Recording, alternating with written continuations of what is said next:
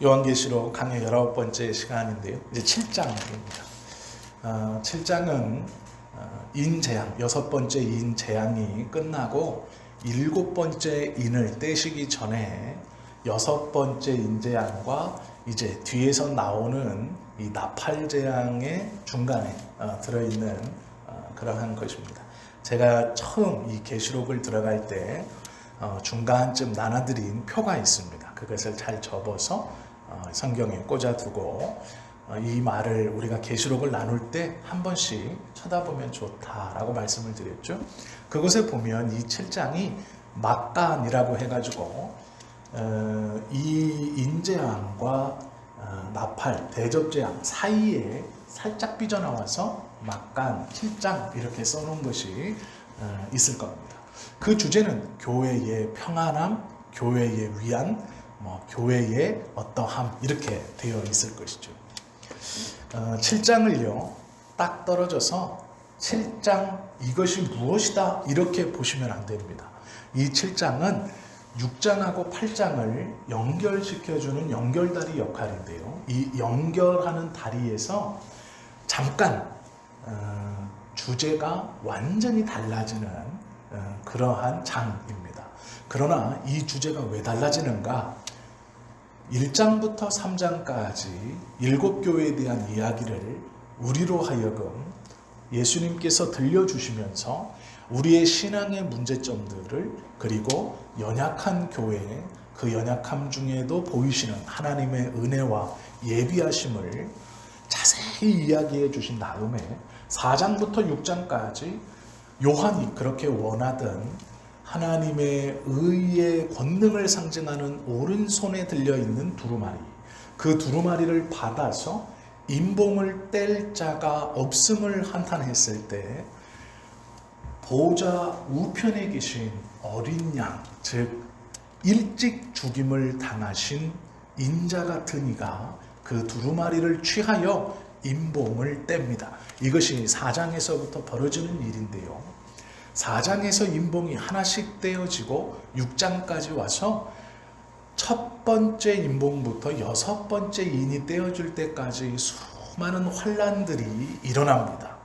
그리고 그 환난과 고통 가운데서 7장이 툭 던져지듯이 갑자기 그 재앙이 막 몰아칠 때 갑자기 큰 소리로 그 재앙을 일으키고 있는 네 천사들을 불러 세우는 목소리가 들립니다.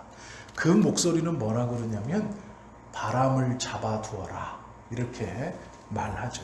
그렇게 시작하는 것이 7장입니다. 고난이 막 몰아치는데 갑자기 그 고난을 스톱시키는 것이죠.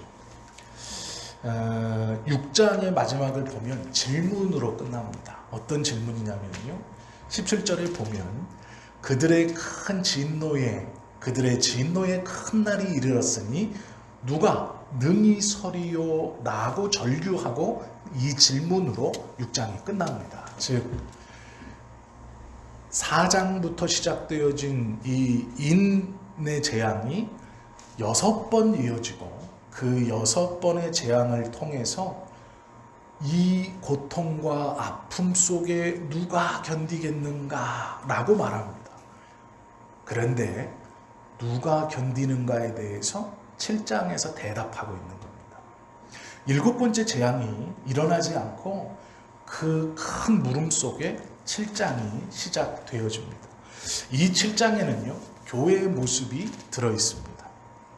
교회라고 써있진 않지만 이 7장에서 보여지는 모습이 교회의 모습입니다. 즉 하나님께 선택받지 못한 사람들이 4장부터 6장까지 6가지 인봉이 떼어지며 당하는 고난 중 누가 이것을 견디겠는가 라는 질문에 7장에서 하나님 안에 속한 교회의 성도들이 누구인가, 이 고통 속에 이 폭풍 속에 딱 떼어져서 그 폭풍의 영향과 상관없이 살아가는 사람들, 하나님의 은혜 아래 있는 사람들이 누구인가를 7장에서 설명하고 있습니다. 이것이 14만 4천입니다.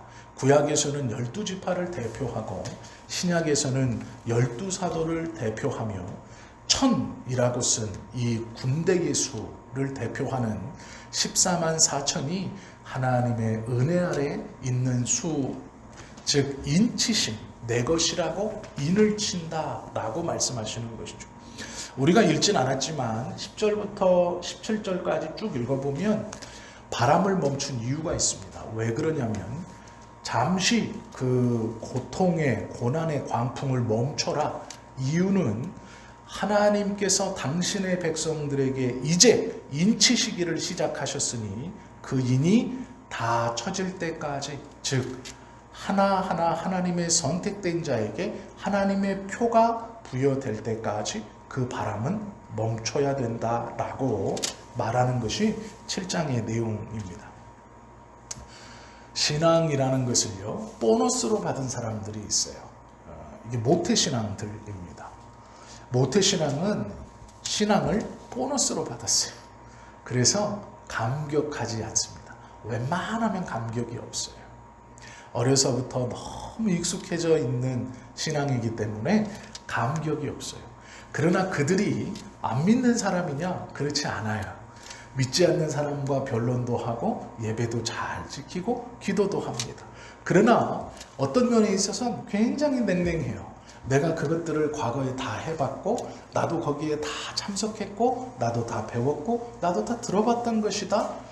어떨 때는 굉장히 냉랭하지만 또 어떨 때는 굉장히 신앙인 같은 것이 이 모태신앙들입니다. 이 사람들은 신앙을 보너스로 받았다라고 저는 표현해요. 날 때부터 하나님의 은혜이지만 가지고 태어났어요. 그래서 감격이 없어요. 그런데 이런 미지근한 신앙 가운데 있는 사람들에게 계시록은요 6장에서 하나님의 광풍에 대해서 이야기해 줍니다. 하나님의 심판, 그리고 7장의 말씀을 들려주시면서 너희가 왜 하나님의 선택으로 인하여 감격해야 하는가에 대한 이유를 되새겨 주는 것이 7장이에요. 즉 믿는 사람들이 왜 하나님의 선택을 감격해야 하는가, 그 이유가 무엇인가에 대해서 7장에서 말씀해 주고 있어요. 먼저 6장을 잘 알아야 7장을 볼 수 있습니다. 왜 그러냐면 6장과 7장은 반대되는 성격이에요. 비슷한 것도 있지만 반대돼요. 어떤 게 반대되냐면 6장은 심판 안에 사는 사람들의 이야기입니다. 심판은요 미래적인 것이지만 또 현재적인 것입니다. 즉 과거의 미래에 어느 순간 일어날 일이기도 하지만 지금 일어나는 일이기도 한다라는 것이죠. 예수님도 믿지 않고 떵떵거리면서 저렇게 잘 먹고 잘 살고 자기 마음대로 욕심대로 하는 사람들, 저 사람들에게 어떠한 심판이 있습니까? 라고 물으면 우리는요 다 대답할 수 있어야 돼요. 뭐라고 대답할 수 있어야 되냐면 예수님 없이 사는 것이 이미 심판입니다. 이렇게 대답할 수 있어야 돼요. 이 생각이, 이 대답이 어떻게 나올 수 있느냐? 단순히 내 위로 나는 떵떵거리지 못하고 부자도 못 됐고 저 사람들과 비교해서 세상에서 부족하고 조금 무시당하는 삶을 사니까 전심승리해야지, 그렇게라도 말해야지. 아니에요. 그게 아니에요. 심판이라는 것은요 분명히 미래적인 것이지만 지금 현재적인 것이기도 하다라는 거예요. 이것을 알면 그 삶을 향해서 예수님 없이 사는 것이 현재에서도 징계이고 미래에서도 징계입니다 라고 우리가 말할 수 있다라는 거예요. 그것을 알아야 이 대답이 믿음으로 할 수 있어요. 자기 만족이나 정신승리가 아니고요. 아, 예수님 없이 사는 것이 현재 저들이 받고 있는 징계입니다. 그리고 그것이 미래의 징계입니다 라고 말할 수 있다라는 것이죠. 이런 다윗이요 예수님과 동행하는 삶, 믿음이 있는 삶과 없는 삶의 예시를 잘 보여줍니다. 그게 뭐냐면 다윗이 분해서 나발을 죽이러 갑니다. 내가 이 나발을 죽이겠다 하고 갈 때 그 분노를 품고 군사를 이끌고 갑니다. 그때 누가 오냐면 아비가일이 마주와요. 그런데 가만히 보시면 다윗과 아비가일은 신분의 차이가 굉장히 큰 사람입니다.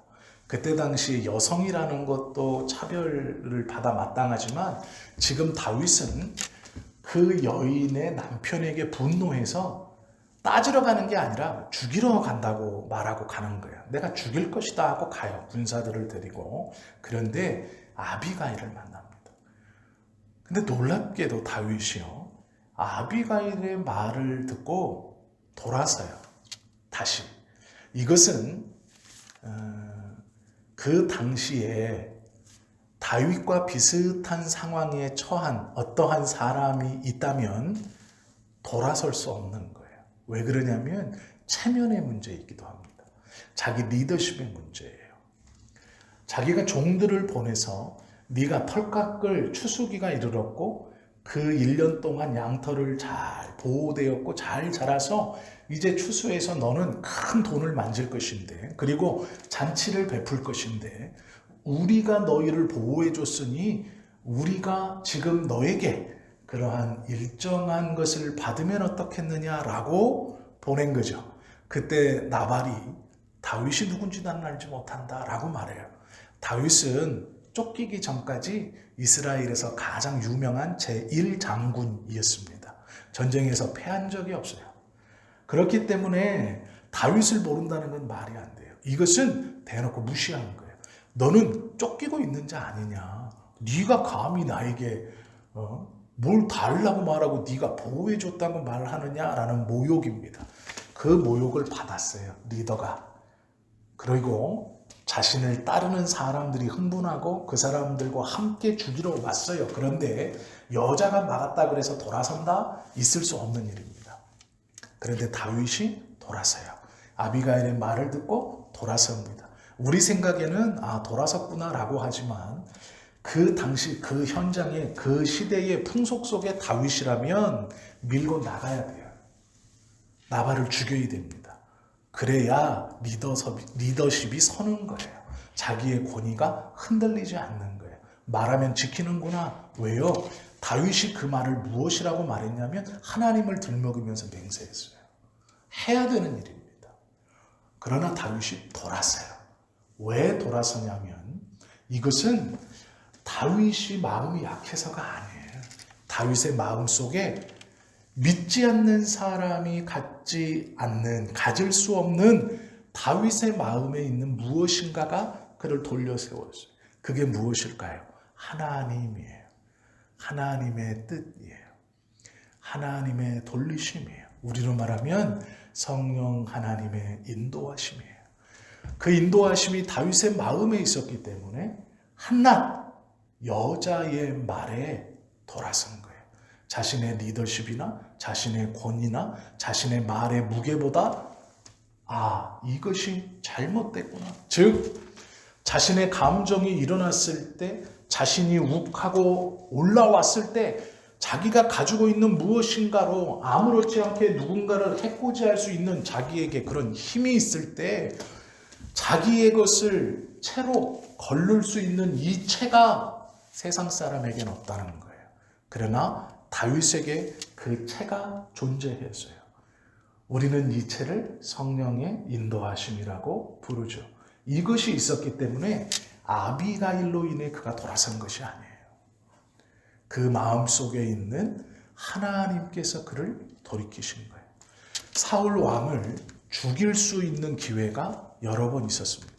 그때 다윗이 죽이지 않고 그를 가만히 둔 것은 그 마음에 있는 자신의 감정을 거를 수 있는 채입니다. 이것을 믿음이라고도 말할 수 있고 성령의 은혜라고도 말할 수 있고 하나님의 말씀 때문이라고도 말할 수 있어요. 다윗이 주변에서 또 환경적으로 아무런 꺼리낌이 없이 사울을 죽일 수 있을 때 그가 그러지 않은 것은 그의 마음에 하나님을 믿는 사람과 믿지 않는 사람의 차이가 있었기 때문이에요. 우리가 6장을 보면서 하나님을 믿지 않는 사람들이 종말에 어떠한 고난과 어떠한 아픔과 어떠한 삶의 처지로 들어가는가, 그것을 함께 보았습니다. 그리고 우리 믿는 자들도 그 환경에서 벗어나서 사는 게 아니라 그 광풍 한가운데 동일한 고난 가운데 살아가는 겁니다.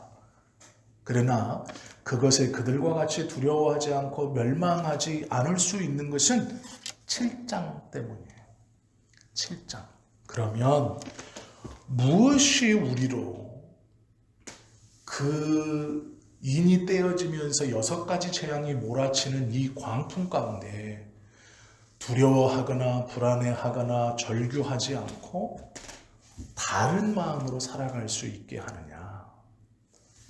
여기서 이 광풍의 소용돌이에서 완전히 우리가 이탈되어서 광풍 밖으로 나간다는 게 아닙니다. 광풍 속에서 살아요. 그런데 다르게 삽니다. 성경은 그것을요 이렇게 말해요. 우리가 계시록에 보면 7장 2절 3절 한번 보세요. 또 봄에 다른 천사가 살아계신 하나님의 인을 가지고 해 돋는 데로부터 올라와서, 이건 또 다른 인입니다. 또 다른 인이에요. 이건 이렇게 생각하시면 됩니다. 이게 원래 두루마리 재앙이라고 해야 맞아요. 그렇죠? 우리가 성경을 읽으면 첫 번째 재앙을 우리가 인재앙이라고 하고, 성경에도 인재앙이라고 쓰여져 있는데 인재앙이라고 원래 부르면 안 되고 두루마리 재앙이라고 하는 게 맞아요. 왜냐하면 두루마리에 이게 쓰여져 있어요. 그리고 하나님의 권능의 오른손에 이 두루마리가 들려 있습니다. 그래서 천사가 말한 거예요. 이 하나님의 권능의 오른손에서 저 두루마리를 받아 읽어댈 자가 누구냐. 즉 이 두루마리가 하나님의 오른손에 들려 있으면 아무런 일도 일어나지 않는 거예요. 그러면 이 세상은 계속 어떻게 되는 겁니까? 악이 득세해서 믿는 자가 고난과 어려움과 아픔 가운데 계속 그 죽음의 공포에서 살아가는 거예요. 그래서 천사가 한탄을 합니다. 누가 이 하나님의 오른손에서 그 두루마리를 받을 수 있을까? 그때 한 천사가 요한에게 울지 마라. 어린 양이 받아낼 것이다. 그러면 이건 원래 두루마리 재앙이에요. 그런데 이걸 인재앙이라고 부르거든요. 왜 그러냐면 인을 떼시는 분이 중요하기 때문이에요. 인을 떼시는 분이 누구예요? 예수님이에요. 왜 이것을 인재앙이라고 해놨냐면 두루마리가 포인트가 아니에요. 즉 그 두루마리를 읽음으로 세상에 펼쳐질 고난이 포인트가 아니라 그것을 떼시는 예수님이 주인공이기 때문에 그 예수님을 강조하고자 인재앙이라고 말한 거예요. 7장에서 천사가 하나님의 인을 들고 있어요. 이건 도장입니다. 도장. 그 두루마리에 인을 찍어 밀봉했던 그 도장을 이제 들고 다녀요. 들면서 뭐라고 그러느냐? 그 인을 들고 소리치는 거예요. 바람을 잡아둬라. 이 천사 같은 인으로 인을 칠 것이다 라는 거예요. 인을 쳐나가는 거예요. 비유가 좀 적당하진 않지만 짐승이 새끼를 낳아서 이건 내 거다 라고 표현할 때 그의 엉덩이에 쇠로 달군 인을 팍 칩니다. 이거 다 들어보셨죠? 서부 영화만 봐도 말에다가 막 푹 찍잖아요. 똑같아요. 내 거라는 거예요. 영어 이니셜을 파서. 그러니까 내 것이다 라는 사람을 구별한다 라는 거예요. 그런데 이게 우리에게는 기쁨의 조건입니다. 왜요? 인치실 거예요. 우리에게. 그 고통 가운데 우리를 밀어넣고 내어버려 두는 것이 아니라 분명히 뭐라고 말씀하시냐면 구별하신다 말씀하고 있어요. 멈춰라. 내가 내 자녀들을 구별할 때까지는 멈춰라 라고 말하는 거예요. 그렇기 때문에 기뻐할 수 있는 것이고, 고난 중에서도 절망하고 낙심하지 않을 것은 구별해 주실 것을 믿기 때문이에요. 이것은 내 눈으로 보이는 환경이나 내 마음을 지배하는 감정, 그 우울함, 그 고통 속에 있는 절망이 아니라 말씀이 인치실 때까지 멈춰라 라는 거예요. 그러면 우리에게 무엇이 있을 때 이 절망 가운데 기쁨과 희망으로 살 수 있느냐? 하나님의 말씀에 대한 신뢰예요. 내 감정이 아니고요. 내가 나를 둘러싼 환경이 내 눈에 보이는 어떠한 게 아니고 하나님의 말씀에 대한 신뢰가 내 안에 있을 때 그 인치심의 약속을 믿음으로 기뻐할 수 있는 거예요. 그래서 고난 중에 그 환경 중에도 기뻐할 수 있다 말씀하시는 거예요. 심판을 살지만 심판 가운데가 아니라 심판 가운데 살지만 그 심판 안에 살지만 심판에서 구별되어 사는 사람으로 살아갈 수 있다라는 것이죠. 세상의 사람들은요, 이것을 몰라요. 그렇기 때문에 물질이나 권력이나 명예를 향해 달려가는 거예요. 그것이 자기를 구별해 줄 거라고 믿는 거예요. 이 큰 멸망의 소용돌이 속에서 돈이 나를 구해주겠지. 권력이 나를 구해주겠지. 명예가 나를 구해주겠지. 이렇게 생각하는 거예요. 그래서 그걸 향해 끊임없이 달려가는 겁니다. 달려가도 그건 평안함이 없는 거예요. 성경은 그것을 분명히 우리에게 말씀해 주고 있죠. 심판을 사는 사람들은요, 삶의 안식이 없습니다. 평안함이 없어요. 언제나 두렵습니다. 언제나 무서워요. 왜 그러냐면 내가 가지고 있는 이 돈이 나를 지켜주고 구별시켜 줄 것 같았지만 그렇지 못하다는 걸 알고 있기 때문에. 그래서 더 많은 돈을 구하려고 더 많은 것을 움켜잡으려고 한다라는 것이죠. 그래서 그들은 이 재앙을 만났을 때 어찌할꼬 하며 탄식하는 것이 6장입니다. 그들의 삶은 결국 절규밖에 남지 않는 거예요. 이렇게 고통의 나날을 보내는 거예요. 이것이 6장 17절에서 그들이 진노의 큰 날이 이르렀으니 누가 능히 서리요 하더라 라는 말씀이에요. 그 말씀이 있고 7장에서요. 구원을 사는 사람들의 모습이 나와요. 구원도 이 멸망과 마찬가지로 현재와 미래가 함께 있어요. 나중에 어느 순간 예수님께서 오시는 날이나 우리의 육신의 생명이 끝나는 날이나 우리는 구원을 받습니다. 그러나 이것은 미래적인 것뿐만 아니라 지금 이 시간 우리가 예수님과 동행하는 것으로 현재의 구원을 누리며 사는 거예요. 이것을 분명히 가지고 있는 사람은 환경이 아무리 어렵고 힘들어도 기뻐하고 감사할 수 있는 것이죠. 바람은요, 성경에서 말씀하시는 오늘 본문에 나오는 바람은 좋은 게 아니에요. 다 무너뜨리고 넘어뜨리고 파괴하는 바람입니다. 그 바람을 멈춰라 라고 하는 거예요. 언제까지? 인치기까지. 그러면 이게 뭐냐? 교회의 안전이에요. 이것이 하나님의 백성의 안전을 보장해 주시는 거예요. 멈춰라. 내 백성을 인쳐야 하겠다라는 것이죠. 시련을 만날 때 그래서 기뻐할 수 있는 이 믿음이 있으면 절망하지 않고 감사할 수 있는 거예요. 결국 하나님이 나를 구별시켜 주실 것이다 라는 것을 믿기 때문에 그런 것이죠. 우리가요 1절에서 4절을 보면 인치시는 이야기가 나와요. 이 말씀을 믿는 것을 통해서 환경이 아니라 우리 입에서 하나님 어디 계십니까? 라는 원망이 아니라 감사가 나올 수 있는 거예요. 다니엘을 보면 다니엘은 정해진 시간에 예루살렘을 향해 창을 열고 계속 기도했습니다. 그의 원수자들이 이 다니엘을 잡아서 끌어내리려고 할 때 빌미를 삼았던 것도 다니엘이 매일같이 반복하는 그 기도였습니다. 그래서 황제에게 술을 많이 먹이고 조서를 쓰게 해요. 황제가 술이 취해서 조서를 씁니다. 이 사람들은 그 조서를 가지고 다니엘만 보고 있는 거예요. 다니엘이 그 조서를 모를 리가 없어요. 그런데 다니엘은 여전히 창을 열고 그가 하던 대로 기도합니다. 그리고 사자굴에 들어가요. 어떻게 하던 대로 기도하고 어떻게 매일 하던 대로 그가 감사할 수 있었는가? 조서를 몰랐기 때문에 아니죠. 그는 알았어요. 하나님이 자기의 백성을 구별하신다라는 거. 하나님이 함께 하신다라는 걸 알았어요. 그래서 죽을 거라는 것을 뻔히 알고 나를 죽이기 위해 이런 계략을 꾸몄다는 것을 뻔히 알지만 자신이 매일 하던 그 기도와 그 감사를 뺏기지 않은 거예요.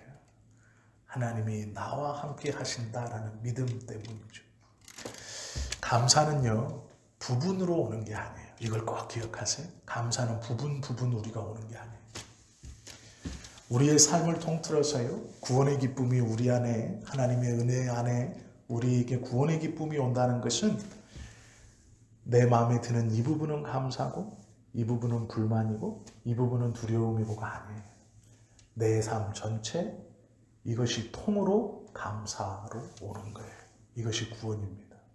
우리에게 믿음이 있다는 것은 내 마음에 드는 어떠한 부분이 감사하고 내 마음에 들지 않는 어떠한 부분은 두렵고 그것은 무서움이고 이것은 좀 부족하고 이런 부분의 감사가 아니에요. 통으로 우리의 삶 전체가 통으로 감사는 그렇게 오는 거예요. 구원은 우리의 삶 전체가 그 감사를 통으로 받은 거예요. 다 하나의 틈도 없이 다 감사하는 거예요. 그래서 우리는 모든 순간 감사할 수 있다라는 거예요. 그래서 부분적으로 오는 게 아니라 통으로 오는 거예요. 그러니까 빼앗기지만 않으면 된다라는 것입니다. 인치심을 받은 자들은 14만 4천으로 말해요. 아까 말씀드렸다시피 이 숫자는 중요한 숫자가 아닙니다. 14만 4천만 구원받는다. 이제 이만희 씨가 이렇게 가르치죠. 그런데 놀라운 것은 자기들의 주장대로라면 이미 14만 4천이 넘었죠. 이건 말이 안 되는 거예요. 이것은 숫자적으로 이해하는 게 아니고요. 성경을 보시면 특별히 계시록에는 수에서 하나님을 상징하는 수들이 있어요. 1, 3, 7, 10, 12. 제가 이 말씀을 드렸어요. 이 수들이 상징수라고 부르는 겁니다. 유대인들이 특별하게 신성하게 여기는 숫자들이에요. 그리고 이 숫자들을 현대 유대인들이 만들어낸 것이 아니고 과거에서부터 이 수들이 신성시 여겨지기 시작했고 하나님을 설명할 때 사용되어지던 숫자들이에요. 그래서 유대인들은 이 하나님의 수라고 생각하는 이것들을 굉장히 소중하게 생각했어요. 그리고 그 수에 굉장히 큰 의미들을 부여했습니다.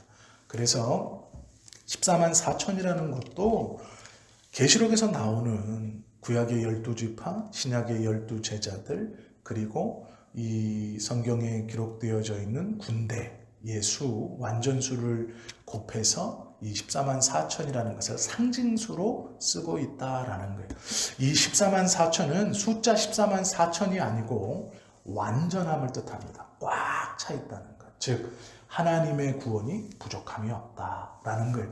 하나님의 구원의 백성이 하나도 떨어지지 않는다. 하나님의 작정 안에 있는 모든 영혼이 딱 구원받는다. 이런 의미예요. 그렇기 때문에 14만 4천이라는 수로 생각하면 안 돼요. 이것은 완벽하게 이루어지는 구원. 즉 여기서 말하는 건 이 하나님의 작정하신 때 내가 선택하기로 작정한 나의 백성이 모두 다 찬다. 이런 뜻이에요. 완벽하게 찬다. 한 영혼도 잃어버리지 않는다라는 뜻입니다. 구원을 사는 사람들은요, 해답을 아는 사람들이에요. 답을 알고 있어요. 그것이 9절부터 12절이에요. 그들이 노래합니다. 이후에 내가 보니 각 나라와 족속과 백성과 방언에서 아무도 능히 셀 수 없는 큰 무리가, 이것은 14만 4천 명보다 더 많은 거죠. 능히 셀 수 없는 큰 무리가. 그러니까 14만 4천만 구원받는다고 하시면 안 돼요. 이 본문에서는요, 셀 수 없는 큰 무리가 나와요. 이해가 되시죠?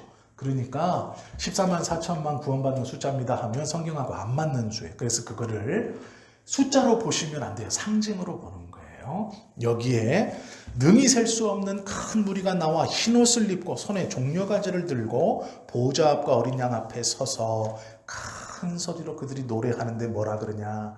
구원하심이 보호자에 앉으신 우리 하나님과 어린 양에게 있도다 찬송했어요. 능히 아무도 숫자를 셀 수 없는 큰 무리가 나왔어요. 그러면 6장에서 보면요, 흰옷을 입은 무리가 한 번 더 등장해요. 6장에서 보면 우리가 봤어요. 제단 아래에 하나님, 이 고통이 왜 끝나지 않습니까? 어느 때까지 저들을 벌하지 않으셔서 우리로 이 고통을 계속 짊어지고 가게 하십니까? 노래했던, 제단 아래에 있었던 누구예요? 예수의 흔적과 하나님의 말씀을 받은 자들이 그렇게 노래했죠.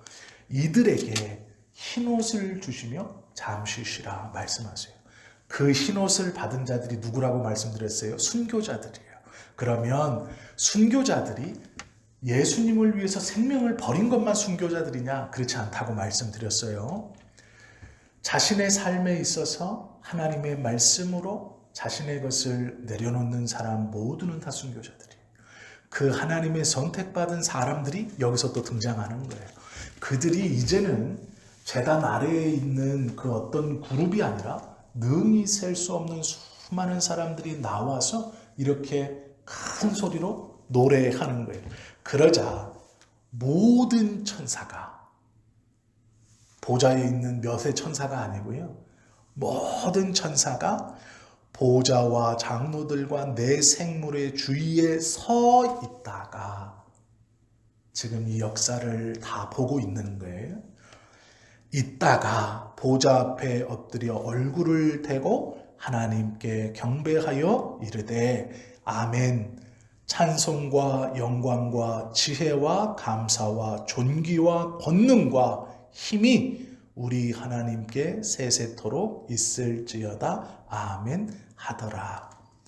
장로 중 하나가 응답하여 나에게 이르되, 24 장로 중 하나가 같이 엎드려서 그 노래를 따라하고 함께 한 후에 일어서 요한에게 이제 말하는 거예요. 이 흰옷 입은 자들이 누구며 또 어디서 왔느냐 물어요. 즉 셀 수 없는 이 큰 무리가 누구냐 묻자 요한이 이렇게 말합니다. 네 주여, 당신이 아시나이다. 그가 나에게 이르되 이는 큰 환난에서 나오는 자들인데 어린 양의 피에 그 옷을 씻어 희게 하였느니라. 그러면 이 사람들이 누군가요? 바람아 멈추어라. 내가 내 백성을 인칠 때까지 그 바람을 멈추어라. 내가 내 백성을 인쳐야 하겠다 라고 하셨어요. 그 무리들이에요. 즉 고통과 환난 가운데 하나님께서 내 백성이라고 구별하신 그들이 벌써 하늘에 올라와 있는 거예요. 그리고 찬송하고 모든 천사와 함께 하나님 앞에 나와 있는 거예요. 그들이라고 말해 주는 거예요. 요한이 물어요. 이 많은 사람들이 어디서 왔는지 저는 모르겠습니다. 그랬대 가르쳐 주시는 거예요. 그들이 고통 중에 인치심을 받은 자들이니라 라고 말해요. 그리고 이렇게 말씀하시죠. 그러므로 그들이 하나님의 보호자 앞에 있고 또 그의 성전에서 밤낮 하나님을 섬김에 보호자에 앉으신 이가 그들 위에 장막을 치시리니 그들이 다시는 줄이지도 아니하며 목마르지도 아니하고 해나 아무 뜨거운 기운에 상하지도 아니하리니 이는 보호자 가운데 계신 어린 양이 그들의 목자가 되사 생명수 샘으로 인도하시고 하나님께서 그들의 눈에서 모든 눈물을 씻어 주실 것입니다. 이것이 6번째 인재앙 그리고 7번째 인재앙이 이제 시작되는 8장 사이에 있는 7장의 내용이에요. 죽음의 광풍 속에서 누가 이 재앙 가운데 능히 견딜 수 있습니까? 라는 질문에 누가 견디겠느냐? 하나님의 인치심을 받은 이 큰 무리가 이미 선택되어 하나님의 보좌 우편에서 그 하나님을 찬양할 것이고 그들을 위해 하나님이 장막을 치실 것이니 그들은 더 이상 해를 받거나 주림을 받거나 아픔을 당하지 않을 것이다. 우리 예수님께서 그리해 주실 것이고 하나님이 그들의 눈에서 눈물을 닦아 주실 것이다. 그리고 7번째 재앙이 시작됩니다. 그러면 우리가 좀 알아들어야 돼요. 뭘 알아들어야 되느냐? 고통을 살지만 구별되어 사는 삶이 어떤 삶인가? 이 하나님의 말씀을 믿는 삶이에요. 내 눈에 보이는 것은 고통이고 광풍이고 아픔이고 끝나지 않을 것 같은 첫 번째, 두 번째, 세 번째, 네 번째, 다섯 번째, 여섯 번째 재앙이 펼쳐지는 살아가면 갈수록 아픔과 어려움이 계속해서 나를 짓누를 때 내가 포기하거나 좌절해서 다 놓는 게 아니라 하나님께서 나를 구별하여 주실 것이다. 하나님이 나를 선택할 것이다. 하나님이 이곳에서 나를 건져 하나님의 보좌 우편에서 나의 눈물을 씻기시고 아무런 해를 당하지 않는 그 품으로 나를 불러주실 것이다 라는 말씀을 신뢰하는 것. 그것이 고난 중에 살지만 구원을 살아가는 성도의 모습이고 신앙의 고백입니다. 그 사람은 감사할 수 있는 이것이 7장이에요. 14만 4천이 뭐네? 아니요. 그 중요한 거 아닙니다. 하나님께서 왜 이 큰 환난과 환난 사이에 넣어 놓으셨는가? 교회는 보호받는다. 교회는 승리할 것이다. 너희들은 이렇게 살아갈 것이다. 희망을 가져라 라고 말씀해 주시는 것이죠. 우리는 환경으로 인해서 우리에게 다가오는 느낌이 아니라 말씀을 기준으로 살아가는 사람들이에요. 잘 될 때만요? 아니죠. 모든 삶에서 그렇다는 거예요. 그래서 내 느낌이 어떻든 말씀을 붙들고 살아갈 때 기쁠 수 있다라는 거예요. 환경은요, 우리에게 이 7장의 기쁨을 뺏어가려고 그래요. 더 무섭게, 더 막 몰아칩니다. 생각지도 못했던 것으로 우리에게 이 평안과 이 기쁨을 뺏어가요. 몰아쳐서 내가 벼랑 끝에 있는 것과 같은 그 두려움으로 우리를 꽉 눌러요. 왜요? 이 말씀을 신뢰하지 못하도록. 이것이 나를 죽일 것처럼 아니라는 거예요. 내가 환경으로 느끼는 느낌과 피부로 와닿는 것이 중요한 게 아니에요. 그것은 우리를 두렵게 하는 거예요. 그러나 우리는 하나님의 말씀을 신뢰하며 나아가는 것이죠. 6장의 삶을 살지만 7장의 믿음으로 살아가는 것. 그것이 우리의 삶이죠. 7장의 신분을 살아가려면 절규 없는 삶을 기대하는 게 아니에요. 위대한 자리로 이끄시는 주님을 바라봐야 살아갈 수 있어요. 하나님, 이 어려운 환경에서 환경이 다 해결되고 나를 누르는 문제가 다 해결되고 첫 번째의 고난이 해결되고 두 번째의 고난이 해결되고 세 번째의 고난이 아니요. 그게 아니에요. 그 고난은요, 계속해서 몰아칠 거예요. 우리로 낙심케 하기 위해서. 그러나 그렇지 않아요. 그러면 그 고난이 내 삶에서 왜 일어나느냐 궁금하죠? 우리가 처음 계시록을 들어갈 때 말씀드렸어요. 인이 떼어져 두루마리의 재앙이 시작되지 않으면 세상은 여전히 모두가 다 악한 것뿐이에요. 이 인이 떼어지심은 모두 다 망하는 것이 아니고 이 파괴를 통해 새로운 것을 창조하시고 믿는 자들을 구별하시기 위해서 일으키시는 거예요. 그 주관자가 하나님이기에 나는 평안할 수 있는 거예요. 그러면 우리의 삶에 몰아치는 고난도 마찬가지입니다. 죽으라는 게 아니에요. 그 고난을 이끄시는 분이 하나님이시기로 나를 구별하여 그곳에서 새로운 것, 하나님의 백성을 나를 온전히 구별해내시기 위함이에요. 그것이 성경의 약속입니다. 그것을 믿을 때 하나님, 이 환난이 언제까지 이것을 해결시켜 주시고 저것도 해결시켜 주시고가 아니에요. 하나님, 내가 환경이 아니라 말씀을 신뢰하는 믿음이 내 안에 더욱더 가까이 있어. 내 안에 확실히 있어.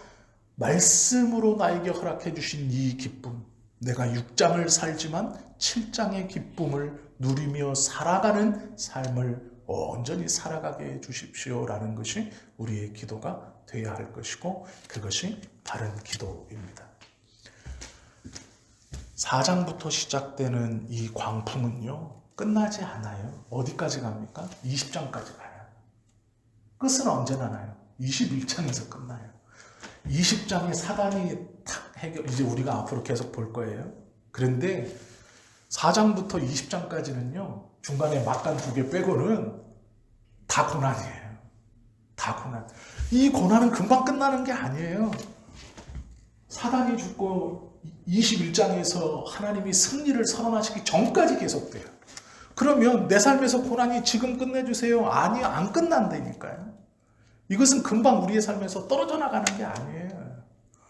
인제 6장을 살아요. 7장의 위로를 받았어요. 인제 8장부터 20장까지 아직 고난이 남았어요. 21장에서 승리해요. 이 비유를 좀 제가 비유로 말씀드린 거예요. 이걸 이해하셔야 됩니다. 이제 6장 왔고 7장의 위로를 이제 경험해요. 그 믿음이 우리에게 있어요. 그래서 감사할 수 있어요. 그러면 이 고난이 떨어지느냐? 아니에요.